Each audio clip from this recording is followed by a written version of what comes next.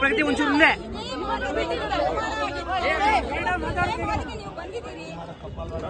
ಹೇಳಮ್ಮ.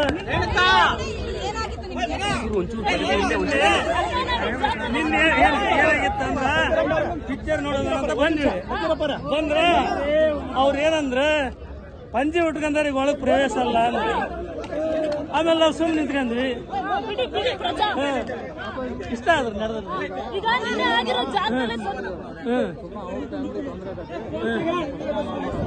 ವಾಪಸ್ ಕರೆಸ್ಬಿಡಿ ಅಂತ ಹೇಳಿ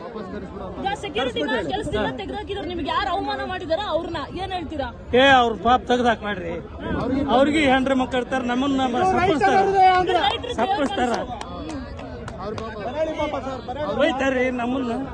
ಅವ್ರಿಗೆ ಫ್ಯಾಮಿಲಿ ಇರ್ತದೆ, ಅವ್ರಿಗೆ ಕೆಲಸದಿಂದ ತೆಗಿಬಾರ್ದು. ಅಲ್ಲಮ್ಮ ಹೇಳಿದ್ರ